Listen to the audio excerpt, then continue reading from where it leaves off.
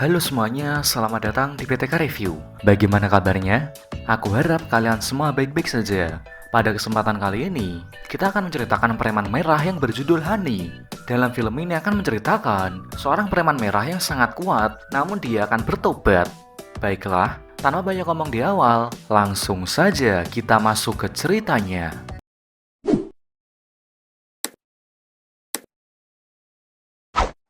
Film dimulai dengan kemunculan sosok manusia yang sedang bertarung dengan beberapa preman di bawah guyuran hujan. Dia bernama Taiga Onise. Setelah ngalahin para preman, Taiga kemudian duduk di pinggir jalan sambil memikirkan sesuatu. Masih di tengah guyuran air langit, tiba-tiba muncul seorang gadis cantik yang ngasih payung dan sekotak minuman ke dia. Taiga pun cuma bisa bengong melihat ke arah wanita misterius yang udah cabut ninggalin dia itu. Selanjutnya kita lompat beberapa bulan kemudian di sebuah sekolah SMA. Diperlihatkan sama sosok dede gemes yang sangat imut bernama Nao Koguri. Nao adalah siswa SMA yang baru masuk kelas 1. Sedikit cerita soal Nao. Dia ini adalah gadis pemalu yang selalu minder, tapi dia udah bertekad untuk lebih berani dan sanggup menghadapi segala hal di SMA barunya. Soalnya pas dia masih berumur 6 tahun, dia udah yatim piatu karena kedua orang tuanya meninggal akibat kecelakaan. Paman So yang merupakan adik dari ibunya Nao terpaksa harus berhenti bekerja dan meneruskan kafe ibunya Nao biar bisa ngerawat Nao dengan baik. Karena itulah Nao ini sangat mengidolakan pamannya itu. Sampai-sampai Nao selalu cemburu kalau ada pelanggan cewek yang akrab dengan paman So. Dan asal kalian tahu nih, sebenarnya Nao ini sangat membenci keributan. Tapi suatu hari dia gak sengaja melihat keributan pas lagi jalan santuy di halaman sekolah. Dia ngerasa kalau biang keladinya adalah sang pemuda berambut merah yang gak lain dan gak bukan adalah Taiga. Nao yang pengen buru-buru kabur dari tempat itu malah ditabrak oleh si Taiga. Nani? Pas di dalam kelas, Nao yang lagi duduk anteng tiba-tiba diisengin sama cabe-cabean di kelasnya. Sebenarnya Nao kesel banget tuh. Tapi begitu menoleh ke arah mereka, nyalinya langsung ciut. Sampai beberapa waktu kemudian, datanglah gadis cantik lain yang bernama Kayo. Dia pun menegur mereka semua. Bahkan Nao juga kena semprot, gara-gara cuma diem saja pas digangguin oleh mereka. Akhirnya jam istirahat tiba. Taiga tiba-tiba nyelonong masuk ke kelasnya Nao. Semuanya pun minggir teratur ketika melihat dia. Bahkan Nao juga ikutan shock saat Taiga nyamperin dia. Taiga yang gak peduli sama gelagat Nao, dia ninggalin pesan kalau dia bakal nunggu Nao di belakang gedung olahraga sepulang sekolah. Mendengar itu Nao pun sangat ketakutan. Sedangkan Taiga langsung cabut tanpa nunggu jawaban dari dia. Sepulang sekolah, Nao dan Taiga udah berdiri di hadapan di belakang gedung olahraga. Nao sempat takut nih, pas ngelihat kalau salah satu tangan Taiga disembunyiin. Jangan-jangan Taiga bawa celurit untuk bacok dia. Nao akhirnya pasrah sambil menutup matanya karena saking takutnya. Tapi Nao yang masih menutup matanya, tiba-tiba mencium aroma yang wangi-wangi dan pas dia melek, 結婚前提に付き合ってください。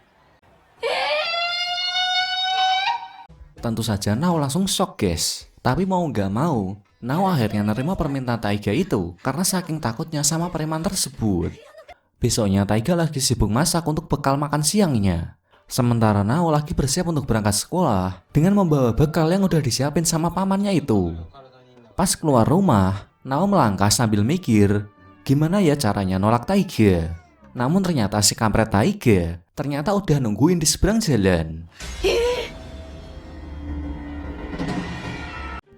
Mereka jalan bareng berdua ke sekolah, dan pas sampai di sekolah, semua murid langsung minggir teratur ngelihat Nao berjalan di samping Taiga. Mereka semua masih nggak percaya melihat Nao pacaran sama Taiga. Saat jam istirahat, pasangan baru ini makan siang bareng. Taiga nyodorin bekal buatannya dan langsung diterima sama Nao, padahal dia udah bawa bekal sendiri. Begitu Nao ngebuka bekal dari Taiga, dia takjub bukan main. Dan karena kelihatan enak, Nao pun mencicipinya. Taiga yang dari tadi harap-harap cemas, akhirnya bisa tersenyum, soalnya bekal buatannya dipuji oleh Nao. でもいいと思います。本当に美味しいし。いって言ったら Dalam kesempatan itu, Taiga akhirnya curhat sama Nao kalau dia pengen jadi seorang chef dan punya restoran sendiri. Dia juga bertekad gak bakal berantem lagi demi Nao. Mendengar pengakuan Taiga yang tulus, getaran cinta pun mulai muncul di dada Dek Nao. 笑った顔 Oke, singkat cerita, kelas Nao dan Taiga digabung karena akan mengikuti kegiatan perkemahan bersama yang dibagi dalam beberapa kelompok. Nah, karena melihat kalau ada yang belum dapat kelompok, sang guru nyuruh ngangkat tangan bagi murid yang belum dapat kelompok. Ternyata selain Nao sama Taiga, ada 2 murid lagi yang angkat tangan. Mereka adalah Kayo dan seorang murid cowok. Begitu Taiga menoleh ke arah tuh cowok, dia akhirnya ingat kalau itu cowok adalah murid yang sempat dia tolong di hari pertama sekolah. Dia bernama Misaki. Dan dengan begitu kelompok perkemahan pun kini telah resmi diumumkan. Hari kegiatan perkemahan pun dimulai. Semua orang pada sibuk bagi tugas, sedangkan Misaki lebih milih duduk di batu dekat sungai sambil asik baca komik. Lalu datang 2 murid usil yang ngebully Misaki dan membuang jimat miliknya. Misaki langsung terjun tanpa pikir panjang tuh, padahal dia sendiri nggak bisa berenang. Melihat Misaki kelelep, kedua murid tadi malah kabur. Untung saja.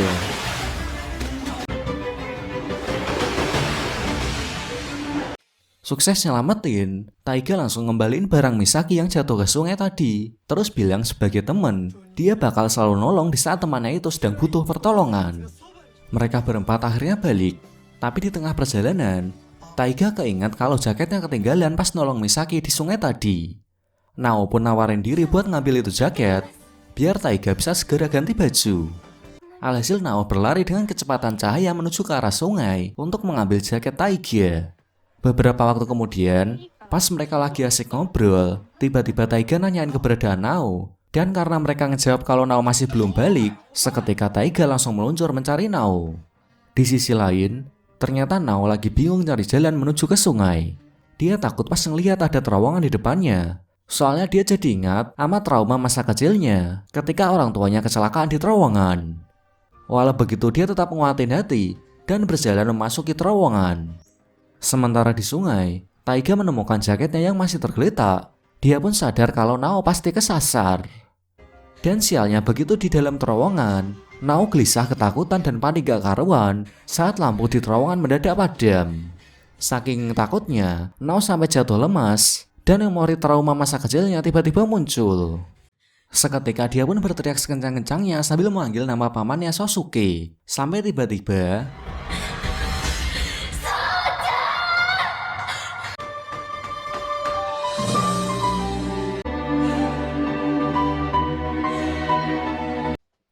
di perjalanan, Nao minta maaf ke Taiga karena udah bikin repot. Tapi Taiga gak mempermasalahkannya karena Nao baik-baik saja.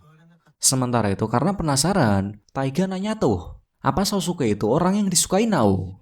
Nao pun ngejelasin, Sosuke itu adalah pamannya sendiri. Taiga pun makin syok mendengarnya karena Nao suka sama pamannya sendiri. Takut kalau salah paham, Nao nyeritain deh soal paman Su yang selama ini udah jadi pengganti orang tuanya sejak kedua orang tuanya itu meninggal akibat kecelakaan. Habis ngedengar cerita dari Nao, Taiga akhirnya minta agar Nao gak usah mikirin ajakan pacaran darinya untuk saat ini. Taiga cuma minta agar bisa temenan aja sama Nao dan dia bakal nunggu Nao sampai mau dengan tulus menerima dia. Mendengar itu Nao pun tersenyum lega.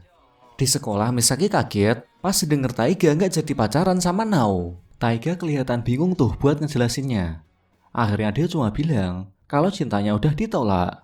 Sementara di sisi lain, Nao juga cerita ke Kayo kalau dulu dia nerima ajakan Taiga karena takut. Tapi saat ini dia udah gak takut lagi. Soalnya Taiga ternyata orangnya baik banget. Tapi tiba-tiba Kayo minta Nao untuk bayangin jika Taiga nyium dia. Jelas aja Nao langsung malu.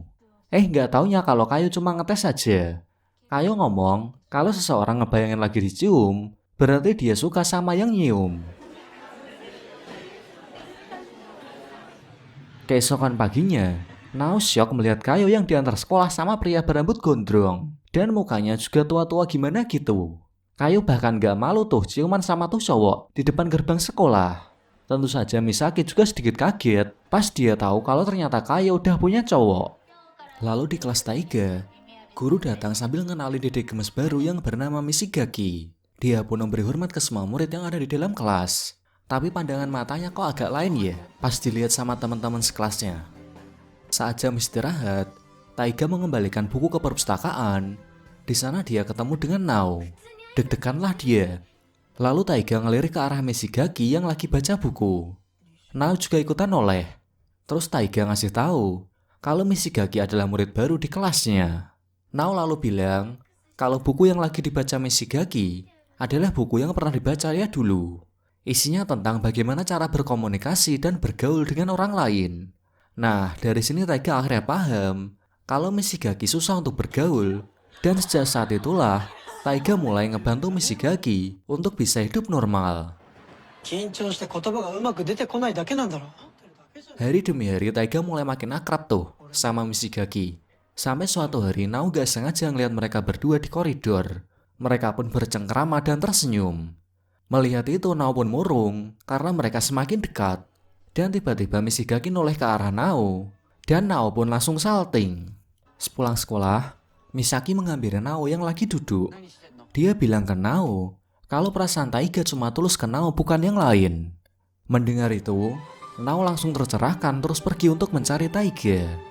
Di sisi lain, Taiga udah pamit ke Mishigaki, tapi Mishigaki tiba-tiba memanggilnya sambil narik baju Taiga. Mishigaki pengen mengatakan sesuatu, tetapi dia langsung mundur pas Nao masuk ke dalam kelas dengan nafas terengah-engah. Nao berusaha mengatur nafasnya, baru memberanikan diri untuk menyatakan perasaannya ke Taiga. Nao ngerasa ada yang perih di hatinya kalau melihat Taiga akrab dengan Mishigaki. Mishigaki yang merasa gak enak, dia ngaku ke Nao kalau hubungannya dengan Taiga cuma sebatas teman. Lalu dia pamit sambil tersenyum sedih. Dan sejak saat itulah, Nao selalu bersama dengan Taiga dan tak terpisahkan.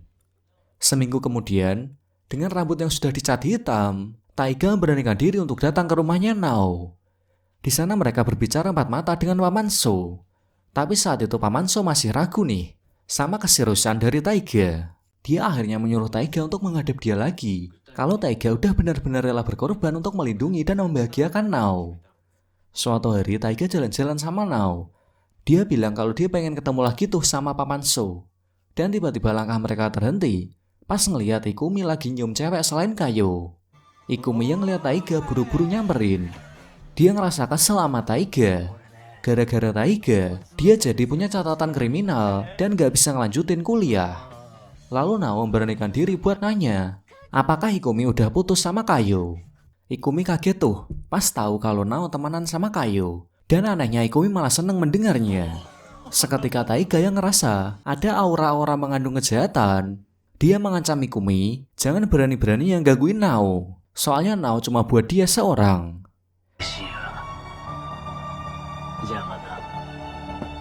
Di lain hari, Ikumi ngobrol berdua tuh sama Kayo. Dia minta maaf karena sebelumnya udah mukul Kayo. Lalu dia ngebujuk Kayo agar mengirim pesan ke Nao. Nah, karena dapat pesan dari Kayo, Nao langsung cabut menuju lokasi yang udah dikirim sama Kayo.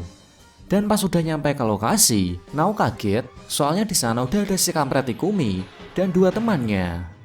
Ikumi di sini mulai basa-basi busuk. Dia seneng aja ngelihat Nao yang udah masuk ke dalam jebakannya. Sementara itu Taiga yang masih belajar di perpustakaan, dia pun langsung panik pas melihat foto Nao yang dikirim oleh Ikumi. Dan Misaki yang melihat Taiga lagi buru-buru penasaran, Taiga pun ngasih tahu ke Misaki tentang apa yang terjadi. Terus mereka langsung cabut dengan arah yang berbeda. Taiga pergi nyelamatin Nao, sedangkan Misaki pergi ke rumah Nao untuk memberitahu Paman So kalau Nao diculik. Di sini Nao dia lagi berusaha kabur, tapi dia dihalangi sama kedua teman Ikumi. Ikumi bilang kalau Nao adalah umpan untuk memancing Taiga. Soalnya dia kesel banget sama Taiga yang pernah ngelaporin dia ke polisi. Beberapa waktu kemudian, Taiga datang dan minta Ikumi untuk ngelepasin Nao. Ia bahkan rela dipukulin sama Ikumi.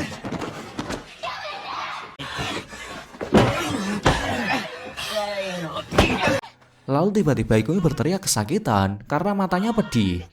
Ternyata Paman So dan Misugi datang buat nolong mereka dengan cara menyemprotkan saus cabai ke mata Ikumi. Nggak lama Ikumi dan kedua temannya udah siap-siap untuk kabur. Misaki menyuruh Taiga, Nao, dan Paman So untuk segera pergi. Sedangkan dia berniat untuk mencari Kayo yang ternyata disekap oleh Ikumi. Pas di tengah-tengah istirahat karena kecapean, Paman So sebenarnya mau nelpon bantuan, tapi dicegah sama Taiga, soalnya dia baik-baik saja. Taiga juga bilang kalau dia udah ngebulatin tekadnya untuk ngebahagiain Nao.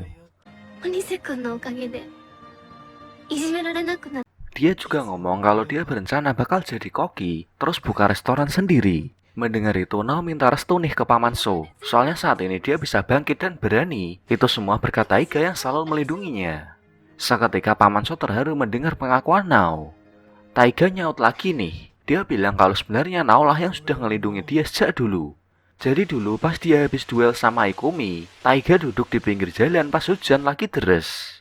Datanglah gadis misterius yang ngasih payung dan minuman, dan bisa ditebak ternyata gadis misterius tadi adalah Nao.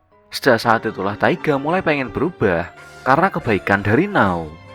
Waktu pun berlalu dengan cepat, gak kerasa hubungan mereka udah jalan 3 bulan. Ketika mereka berlibur ke pantai, Taiga ngasih 3 kuntum mawar biar terkesan romantis.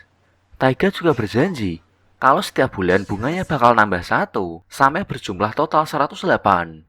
Nao bertanya apa maksud dari bunga yang berjumlah 108. Dijelasin deh sama Taiga. Jika bunga itu sudah berjumlah 108, dia akan melamar Nao.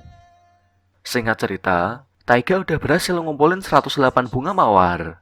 Tentu saja dia langsung ungkapin unek-uneknya ke Nao. Dan dengan ini cerita pun berakhir. Ending yang sangat membahagiakan.